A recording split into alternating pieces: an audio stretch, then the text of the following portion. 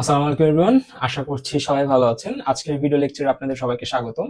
So আজকের এই video লেকচারে আমরা স্ট্রিং কে আরেকটু এক্সপ্যান্ড করব। স্ট্রিং এর আরো বেশ কিছু জিনিস আছে যেগুলো আপনাদের জানা জরুরি, কারণ বেশ কিছু ধরনের ল্যাঙ্গুয়েজ জেনারেট করতে দিতে পারে এই ধরনের, তখন হচ্ছে আপনাদের এগুলো কাজে লাগবে। ওকে, সো শুরু করা যাক। সো কোর স্ট্রিং কনসেপ্ট থেকে যদি আমরা শুরু করি, যেটা আমরা গত লেকচার ভিডিওতে আলোচনা করছিলাম, যে স্ট্রিংটা আসে কই থেকে? স্ট্রিং আসে অ্যালফাবেট থেকে। অ্যালফাবেট তো অ্যালফাবেট ইংলিশ ওয়ার্ডের সাথে যদি আমরা হচ্ছে কম্পেয়ার করি, ইংলিশ গ্রামারের ক্ষেত্রে অ্যালফাবেট হচ্ছে সেট অফ সিম্বলস, যে ওইখানে 26টা লেটার আছে, ওই লেটারের সিম্বল কালেকশন হচ্ছে অ্যালফাবেট। সো স্ট্রিংকে আমরা ধরতে পারি ওয়ার্ডের সাথে। ওয়ার্ড যেরকম আমরা অ্যালফাবেট থেকে তৈরি করি, সো এইখানে হচ্ছে স্ট্রিংটাকে তৈরি করে হচ্ছে আমরা অ্যালফাবেট থেকে। ওকে, সো এই হচ্ছে আমাদের স্ট্রিং এবং অ্যালফাবেট। সো এইখানে হচ্ছে আমরা গত লেকচার ভিডিওতে বেশ কিছু স্ট্রিং জেনারেট করছিলাম ল্যাঙ্গুয়েজ তৈরি করার জন্য, তাই না? সো এখানে এটাই বলে দিয়ে আছে। আফটার দ্যাট যদি আমরা দেখি লেন্থ অফ স্ট্রিং, ঠিক আছে, লেন্থ অফ এ স্ট্রিং, এটা আমাদের বের করতে বলতে পারে। ঠিক আছে, সো আমাদের বলে দিতে পারে যে একটা W1 ধরে নিচ্ছি, এটার স্ট্রিং W দ্বারা আমরা স্ট্রিংকে রিপ্রেজেন্ট করি। So W1 equal A BB। আমাকে বলছে এটার হচ্ছে লেন্থ বের করতে। সো আমরা এটা কিভাবে বের করবো? আমরা পরীক্ষার খাতে লিখবো কিভাবে? এটা তো আমরা দেখতে পাচ্ছি এখানে 4 আছে, তাই না? 4টা হচ্ছে লেন্থ। তাহলে পরীক্ষার খাতে লেখার জন্য আপনি যেটা করতে হবে সেটা হচ্ছে W1 কে এরকম একটা বার চিহ্নের মধ্যে পাঠিয়ে দিতে হবে, এবং আউটপুট হিসেবে আপনি লিখতে পারবেন হচ্ছে 4। ওকে, আপনি কখনোই W1 ইকুয়াল 4 লিখতে পারবেন না, তাহলে এটা কিন্তু ইনভ্যালিড, কারণ W1 ইকুয়াল তো এটা, তাই না? যখন আপনি এই স্ট্রিংটাকে এই বার সাইনের ভিতরে দিয়ে দিচ্ছেন, তখন হচ্ছে আপনার এটাকে লেন্থ আপনার প্রকাশ করে দিচ্ছেন। ঠিক আছে, সো লেন্থ অফ স্ট্রিংকে আমরা এইভাবে প্রকাশ করি। ওকে, আফটার দ্যাট হচ্ছে এমটি স্ট্রিং আছে। এমটি স্ট্রিংকে আমরা কিভাবে প্রকাশ করি? এমটি স্ট্রিং যেটার কি নাই, কোনো লেন্থ নাই, লেন্থ হচ্ছে 0। ওকে, সো এমটি স্ট্রিং এর সাইনটাকে আমরা কি বলতেছি? Epsilon or lambda. Okay, so MT string এটা। ওকে, আফটার দ্যাট আমরা যদি যাই অপারেশনস অন স্ট্রিংস, আমাদের স্ট্রিংস এর বেশ কিছু অপারেশনস আছে। প্রথমে আমরা দেখতেছি কনক্যাটিনেশন। ঠিক আছে, সো আপনারা যারা পাইথন করছেন, আপনারা কনক্যাটিনেশনের সাথে পরিচিত হওয়ার কথা। সো আমি আরেকবার বলতেছি, let's say W1 equal AB, okay, and W2 equal BA। Okay, so আপনাকে বলছে দুইটাকে কনক্যাট করতে। কনক্যাট মানে হচ্ছে দুইটাকে জোড়া লাগাইতে হবে। ঠিক আছে, সো এটা আপনারা করবেন কিভাবে? ঠিক আছে, জাস্ট সিম্পলি যদি আপনি W1 W2 লিখে দেন, এটার যে আউটপুট আসবে সেটা হচ্ছে W1 এর যেটা আছে AB, আফটার দ্যাট এটার সাথেই BA। ঠিক আছে, so this is called concatenation. আশা করি বোঝা গেছে। Okay, so joining two strings together, দুইটা স্ট্রিংকে একই সাথে জোড়া লাগানো হচ্ছে কনক্যাটিনেশন। এবং এই ক্ষেত্রে আমাদের দুইটাকে পাশাপাশি লিখলেই হয়ে যাচ্ছে। এরপরে আসে হচ্ছে আমাদের এক্সপোনেনশিয়াল। ঠিক আছে, রিপিটেড কনক্যাটিনেশন। রিপিটেড কনক্যাটিনেশন জিনিসটা কি? যে ধরে নিচ্ছি আমাদের একটা W ইকুয়াল এই জায়গায় যেটা আছে সেটা ধরে নিই W ইকুয়াল AB, এবং আমি যদি আপনাকে বলি W কিউব ইকুয়াল তাহলে কত? তাহলে W কিউব ইকুয়াল অ্যাকচুয়ালি কি? W W W। সো এই তিনটা W কে যদি আপনি পাশাপাশি লেখেন তাহলে কি আসবে আপনার? AB AB AB। So this is called exponential of string, repeated concatenation. Example W equal AB, তাহলে W কিউব ইকুয়াল হবে হচ্ছে AB AB AB। ওকে, এরপর আসছে হচ্ছে আমাদের রিভার্সাল। রিভার্সাল কি? রিভার্সাল হচ্ছে আমাদের W এর উপরে যখন R সাইন থাকবে সেটা দ্বারা বোঝা হচ্ছে স্ট্রিং রিভার্সাল। তাহলে W সমান যদি AB হয়, তাহলে W to the power R সমান তাহলে কি হবে? BA হবে।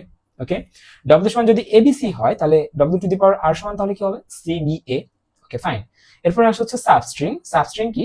Sequence that appears contiguously inside another string. নাম থেকে বোঝা যাচ্ছে সাবস্ট্রিং কি। আশা করছি আলাদাভাবে বোঝানোর দরকার নেই, তাই একবার বলি। Let's say AB BA AD, D না, আমরা বি দিই। এবং আমাকে বললো যে এই যে স্ট্রিংটা আছে, এই স্ট্রিং এর ভিতরে এই সাবস্ট্রিংটা আছে কিনা। ঠিক আছে, কি বলছে? আমাদের যে স্ট্রিংটা দেখলাম, এই স্ট্রিং এর ভিতরে এই ওয়ার্ডটা আছে কিনা, বা এই ছোট্ট সাবস্ট্রিংটা, এই ছোট্ট স্ট্রিংটা এখানে আছে কিনা।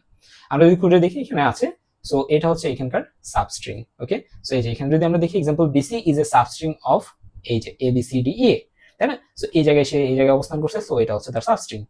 আফটার দ্যাট সবচেয়ে important part, prefixes and suffixes. এটা হচ্ছে আপনাদের সামনের দিকে লাগবে। ওকে, সো এখানে যদি আমরা প্রিফিক্স হিসেবে দেখি, প্রিফিক্স কি? এনিথিং যেটা কি প্রি মানে কি পূর্বে, তাই না? সো আমরা প্রিফিক্স সাফিক্স পড়ে আসছিলাম ইংলিশ গ্রামারে, তাই না?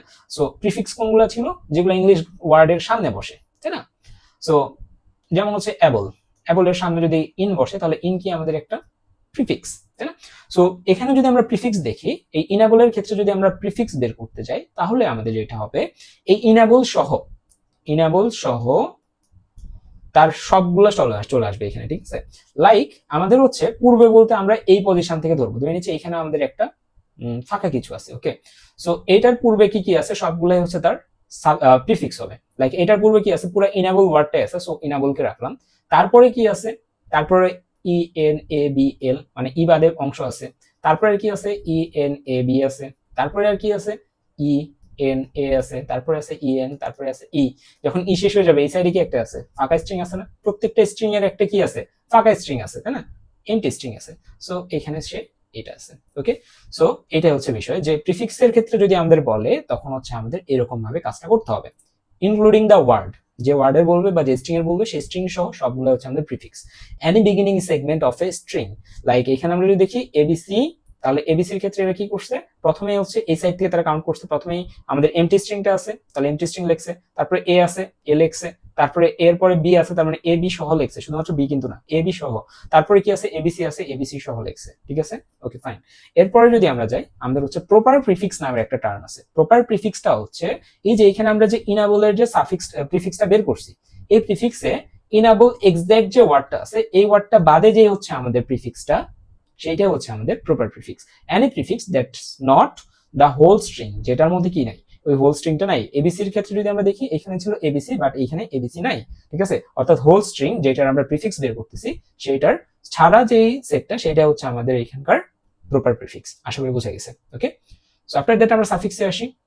সাফিক্স কি, any ending segment of a string, একটা স্ট্রিং এর এন্ডিং সেগমেন্টে কি কি আছে সেইটা। ওকে, কি কি হইতে পারে, সাফিক্সের ক্ষেত্রে আমরা কিন্তু অনেক কিছু পড়ছিলাম, তাই না?